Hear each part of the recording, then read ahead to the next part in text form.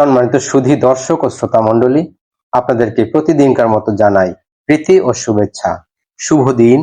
আজ 26শে নভেম্বর 2025 খ্রিস্টাব্দ, রোজ বুধবার। আজকে আমাদের জন্য ঐশবাণী সাধু লুক রচিত মঙ্গল সমাচার 21 অধ্যায় 7 থেকে 19 পদ। আজকের পাঠের বিষয়বস্তু যুগের শেষ দিনগুলোর কথা। শিষ্যদের মধ্যে কেউ কেউ সেই মন্দিরের বিষয়ে এই মন্তব্য করলেন যে সুন্দর সুন্দর পাথর দিয়ে ও ঈশ্বরের উদ্দেশ্যে বিভিন্ন দানের জিনিস দিয়ে এই মন্দিরকে কেমন সাজানো হয়েছে। যিশু তাদের বললেন, এই যে সব জিনিস তোমরা দেখছো, সময় আসবে যখন এর একটা পাথর আর একটার উপর থাকবে না, সব ভেঙে ফেলা হবে।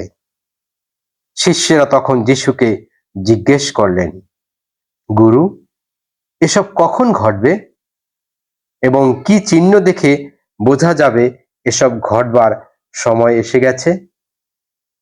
যিশু বললেন, সাবধান, কেউ যেন তোমাদের না ভোলায়, কারণ অনেকেই আমার নাম ধারণ করে আসবে আর বলবে, আমি তিনি, আর তারা বলবে, সময় ঘনিয়ে এসেছে। তাদের অনুসারী হয়েও না। তোমরা যখন যুদ্ধ ও বিদ্রোহের কথা শুনতে পাবে, তাতে ভয় পেও না, কারণ প্রথমে নিশ্চয়ই এসব হবে, কিন্তু তখনও শেষ সময় আসতে বাকি থাকবে। এরপর তিনি তাদের আরো বললেন, এক জাতি আর এক জাতির বিরুদ্ধে, এক রাজ্য আর এক রাজ্যের বিরুদ্ধে দাঁড়াবে। মহা ভূমিকম্প হবে, বিভিন্ন জায়গায় দুর্ভিক্ষ ও মহামারী দেখা দেবে, আর আকাশের বুকে ভয়াবহ ঘটনা ও মহৎ মহৎ চিহ্ন দেখতে পাবে।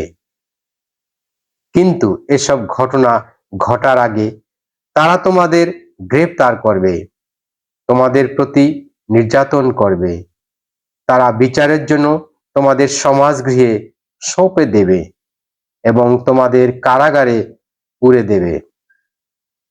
আমারই কারণে তারা তোমাদের রাজাদের ও রাজ্যপালদের সামনে টেনে নিয়ে যাবে, তাতে আমার বিষয়ে সাক্ষ্য দেবার জন্য তোমরা সুযোগ পাবে।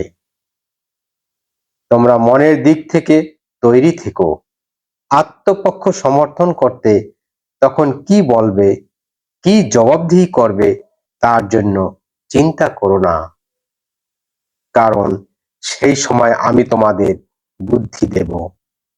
তোমাদের মুখে এমন কথা যোগাবো যে তোমাদের বিপক্ষরা তা অস্বীকার করতে পারবে না, আবার তার প্রতিবাদও করতে পারবে না। কিন্তু তোমাদের আপন পিতামাতা, ভাই বোন, আত্মীয়, বন্ধুরাই তোমাদের প্রতি বিশ্বাসঘাতকতা করে তোমাদের ধরিয়ে দেবে, এমনকি তোমাদের কাউকে কাউকে মেরেও ফেলবে। আমারই কারণে তোমরা সকলের কাছে ঘৃণার পাত্র হবে, কিন্তু তোমাদের মাথার একটা চুলও নষ্ট হবে না। তোমরা যদি বিশ্বাসে স্থির থাকো, তবেই তোমাদের প্রাণ রক্ষা পাবে। খ্রিস্টের বাণী। খ্রিস্ট প্রভু তোমার প্রশংসা হোক। King of kings, Lord of lords, mighty God.